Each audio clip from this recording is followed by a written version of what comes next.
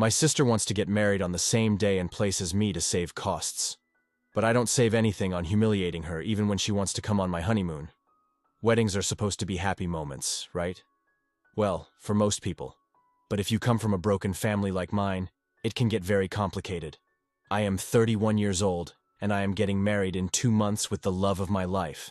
We have been planning this day for more than a year, and I was very excited because everything was about to come to fruition.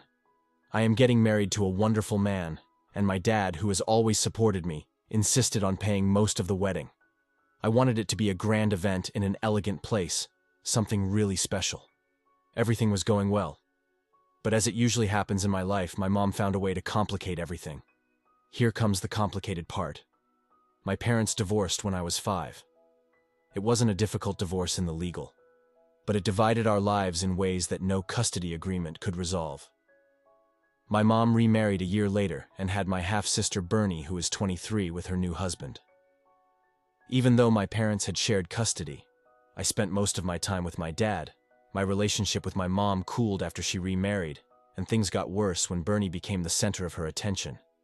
I didn't feel resentful, so it just became obvious that my mom had moved on with her life and I had become a secondary priority. Fast forward to now I've been dating my fiancé for over 5 years, and we think it's time to get married.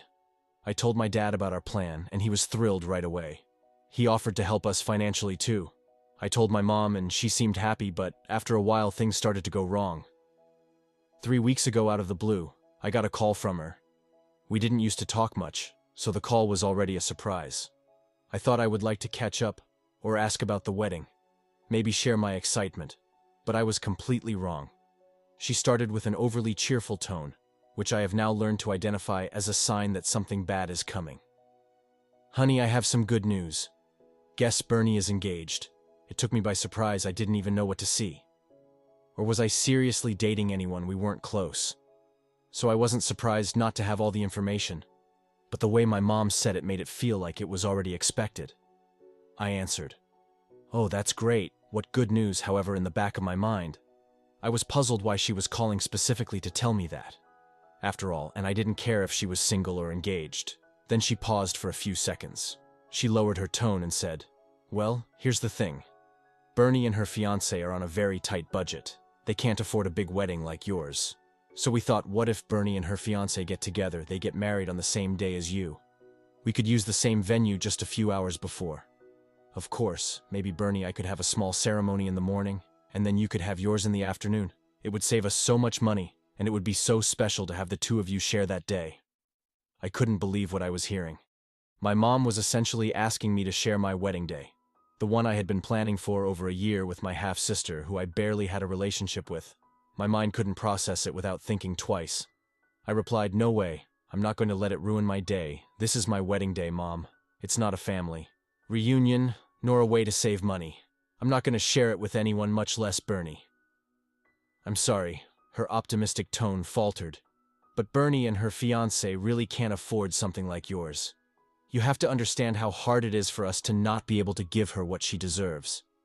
It's just lending them the venue for a few hours. They would use just one corner of the large living room. It's not too much to ask."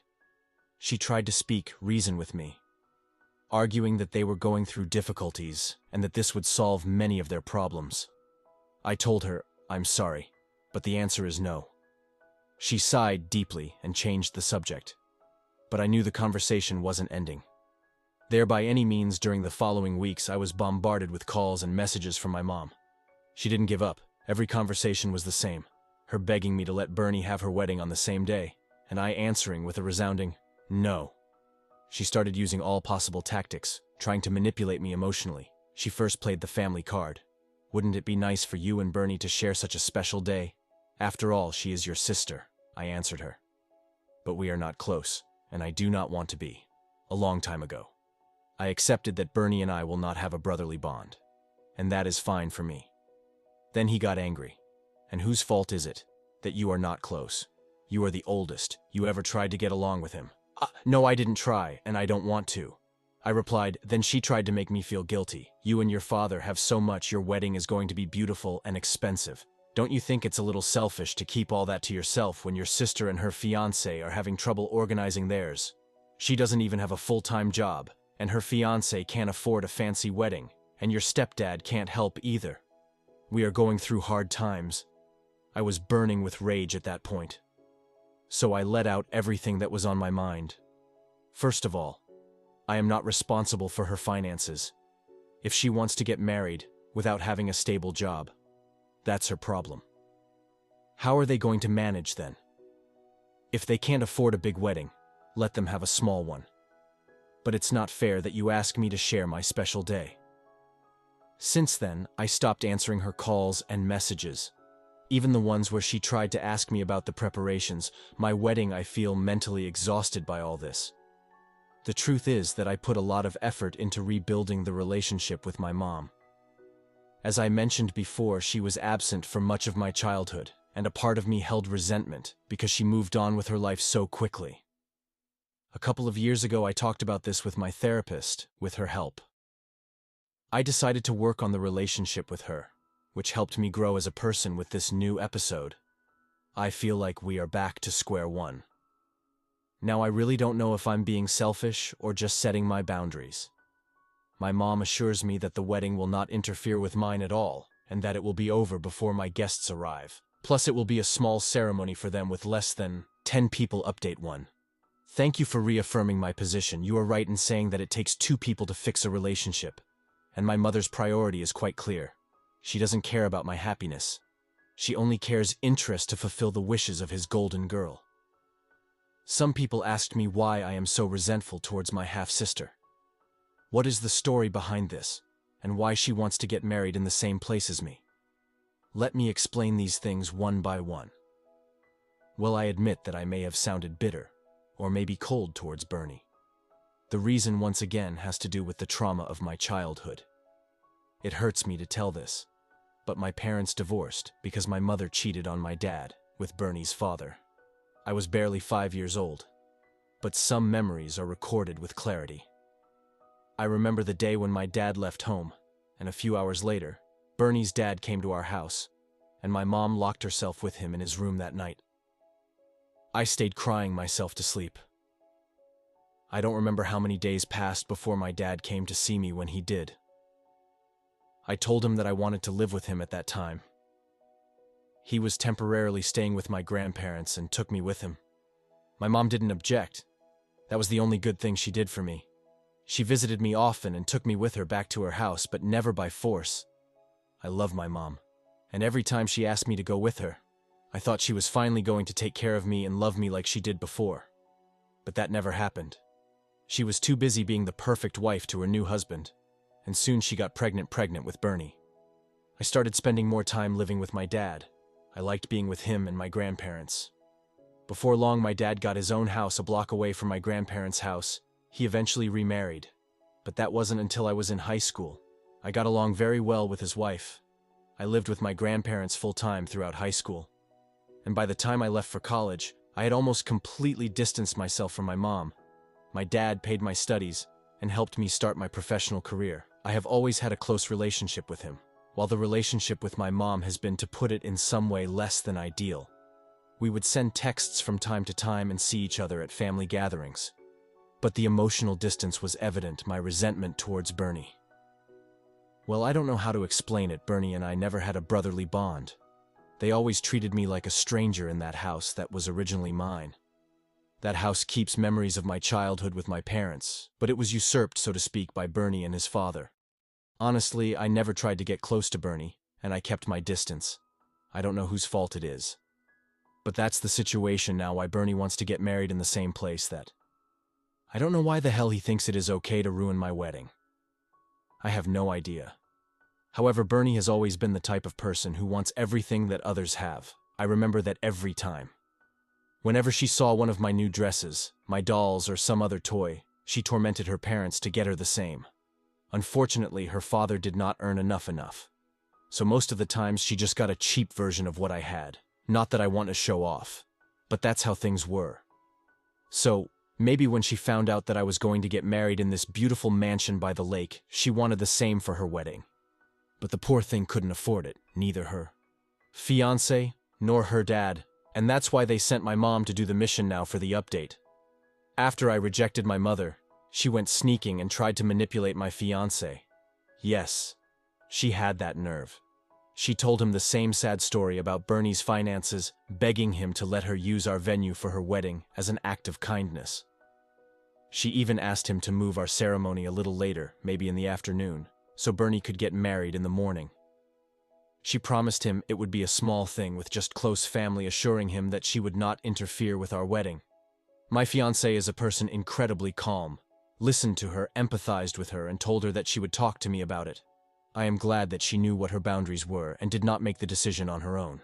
I was furious. But he calmed me down and said, "Look, it is your decision. This is your day, and if you do not want to share it, then we do not share it. I will support whatever you decide." His words were exactly what I needed to hear. My mom tried to involve my fiancé in her plan, but I was not going to allow it. I was done being nice immediately. I called my mom and scolded her for what she did. I made it very clear that if she did not stop playing dirty, I was going to ban her from my wedding and cut her out of my life. She cried and apologized, saying that it was a mistake. Contact my fiancé too. She promised that she would behave better from now on. The problem is that I did not want her to apologize. I wanted her to say something horrible so that I could disinvite her later of what she did. I don't want her to be at my wedding. But now that she has apologized, I would be the bad one if I still cut her off and ban her from my wedding. Despite her apology update too. Just when I thought things couldn't get any worse, I got a frantic call from my aunt, who is usually the first to know about any family drama. Her first sentence was, "Have you seen Bernie's wedding invitation?" I got confused and replied, "No, I haven't received anything."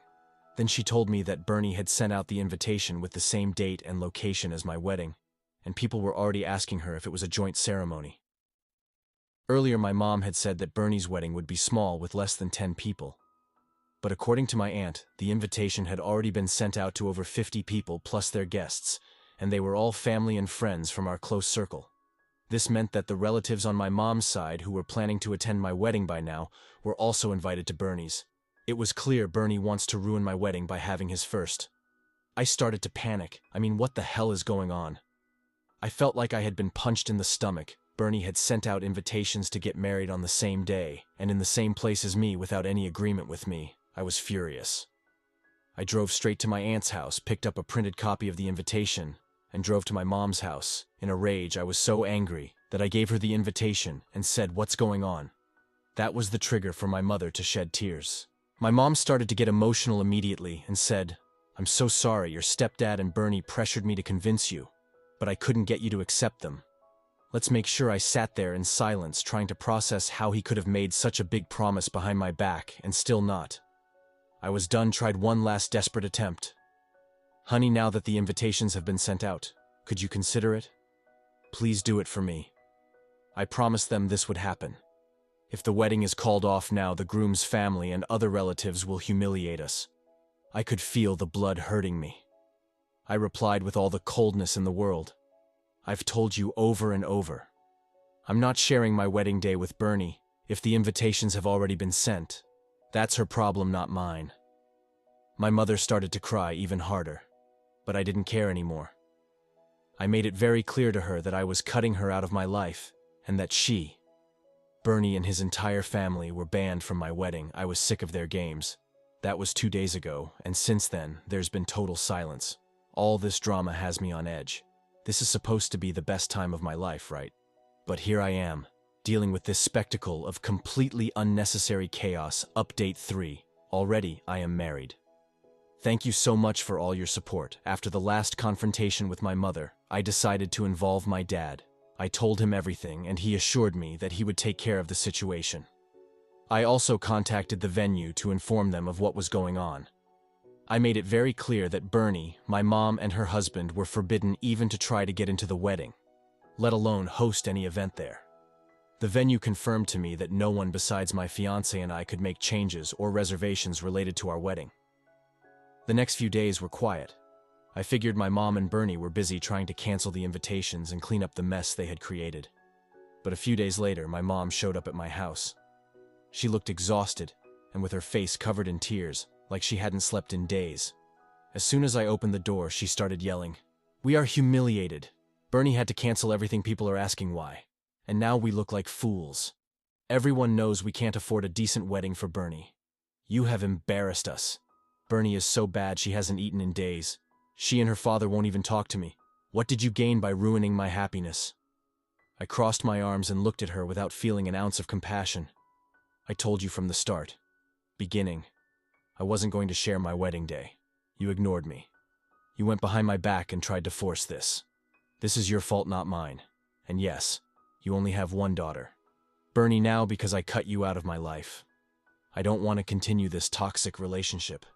You and your family are not invited to my wedding either." Before he could respond, I slammed the door in his face. It's not a moment I'm especially proud of, and I felt bad for banning him from my wedding. But I needed to set that boundary. I told my dad everything, and he supported me completely. He even offered to cover the extra security costs if needed. He has always been my biggest support.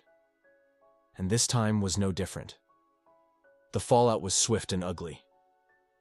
My mom even tried to involve my aunt, hoping she would convince me to let her attend. But I stood firm. Despite all the drama, my wedding turned out perfect. I was surrounded by people who truly care about me. There was no stress or chaos, only love and happiness. My dad walked me down the aisle, and my husband and I exchanged our vows in front of our closest family and friends. It was everything I had ever dreamed of. My mother's absence never even crossed my mind that day. It was her loss, not mine.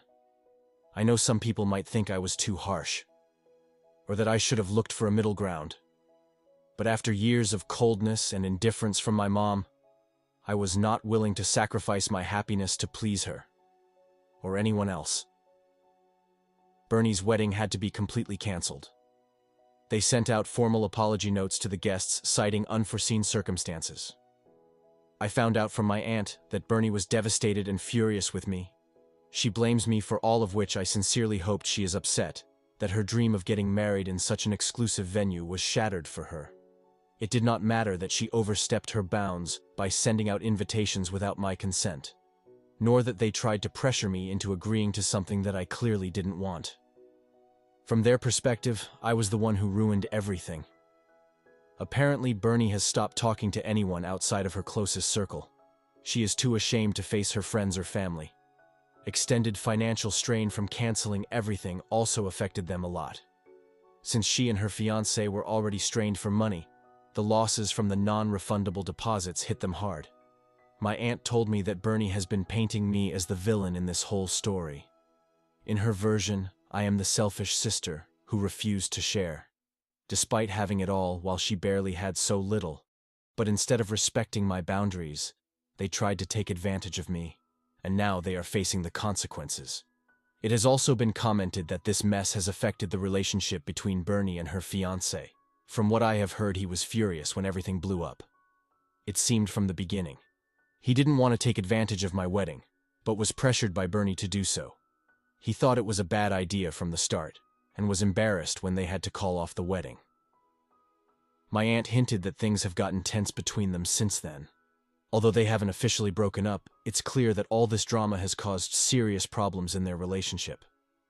I'm glad that Vernie's fiancé seems to be a sensible guy, who understands that it's not okay to try to take over someone else's special day. Update 4. I think I already told you how Bernie was always the typical girl, who when she saw someone had something she wanted it too. So this new update probably won't surprise her in the slightest. Recently, my mother found out that my husband and I were going on a honeymoon, although Bernie's wedding was canceled completely, and therefore he won't have a honeymoon. She wanted I would take her on our trip to make up for all the harm I had supposedly caused her by ruining her wedding. Yes, you read that right. Bernie, who barely has a relationship with me, thought that the least I could do was invite her on my honeymoon. No joke. Obviously, my mother did not communicate directly with me because she is completely blocked in all possible ways. Phones, social networks, emails, everything. But my mother, without hesitation, decided to call my father to convince him that I was persuaded she, with all the shamelessness in the world, told him that the least he could do was take Bernie with me. According to my mother, this would be the fairest as a kind of compensation for destroying the dream day and their relationship. My father, who has been my greatest support in all this madness, responded to her directly that what she was asking now was even more ridiculous than what she had asked before. He made it clear that he had no intention of convincing me to take her to see her even on the honeymoon, and that the best thing my mother could do at this moment was to stop making such absurd requests. She told her something that seemed very appropriate if she really wanted to have some kind of her relationship with me in the future, should start by treating me as her daughter and not as a source of resources for Bernie. She made it clear to him that this way of acting only continued to deepen a deeper abyss between us. When my father told me this, I couldn't help but laugh. The situation was so absurd that the only I could do was take it with humor. Of course, I didn't give it more importance because evidently I wasn't going to take her to see. Or the honeymoon was a time for me and my husband, a moment that we had planned to enjoy as newlyweds, was not going to include anyone else, unless someone like Bernie. However, the story doesn't end there. Even though my father was very clear with my mother, she decided to ignore his advice. That's why the day of our flight, my mother and Bernie showed up at the airport. Yes, they went to the airport. Fortunately, the airport is quite big, and my husband and I saw them before they saw us. So in one quick move, we managed to sneak away without being seen. I'm sure they had no idea what our flight was, or what time we were leaving. They must have been there waiting to ambush us in the hopes that we would let them join our trip. And that's not all. Bernie even had a suitcase. I mean, she was completely prepared to get on that plane with us. Now ask yourself if my mother and Bernie don't have a lot of money. What did they think I was going to buy them last-minute plane tickets to join my honeymoon? That was yesterday. Today, we are already at our destination, enjoying our honeymoon. And the only thing I hope is that my mother and Bernie had enough money to pay for the taxi back from the airport, because the last I heard from them was that they were there waiting while our plane took off. Luckily, that's all the contact we've had with them so far. My husband and I are enjoying our trip, as should be update 5. I got back from my trip, and my husband and I were looking for my mother and my sister everywhere at the airport during our honeymoon. We had a running joke. The idea that my mother and Bernie could have stayed to live at the airport like in the movie, waiting patiently to ambush us when we returned, and so take the opportunity to come back in a taxi with us, all of course, to make up for everything we had done to them, in quotes. But no, luckily they weren't there. Not that we expected them to be there, but I found it funny. Update 6, they want to know the last thing he has tried to see me. Well, not directly with me, but it is something that clearly could affect me. He tried to flirt with my husband. Yes, because Bernie always wants what others have, and this time he didn't just want any husband. He wanted my husband. Somehow he got his number. I have no idea how, but he did it. Obviously now he is blocked on my husband's phone, but not before receiving a response from me. First, she sent him several messages trying to seduce him. She was of the type, well, if you get tired of Opie, you can always have a younger version. Or, I get the impression that Opie can be a little boring in bed, something that does not happen to me, to top it off. She attached a couple of photos that, although they were not completely naked, were quite provocative. Obviously, my husband did not respond to any of those messages, but I did. My response was direct: "Hi Bernie, I am your sister. Your plan has not worked, but I think I know where you went wrong. The photos were a little ugly. Next time you try to seduce another woman's husband, especially your sister's, at least spend a few months at the gym because you are a little overweight." I know that I was cruel with my response, and I understand that making fun of someone's weight is not right. I am not proud of I have resorted to that. But this woman has brought out the worst in me. I felt hurt and betrayed by what she was trying to do, and for a moment I just let the anger speak. I'm sure some people will call me the bad guy for this, and I accept that, but I won't deny that it felt good to do it at that moment. Bernie has crossed lines I never thought would be crossed, and this is just more proof of how damaging and manipulative she can be. Even though I regret a little for having been so harsh in my response too, I think she needs to be hit back.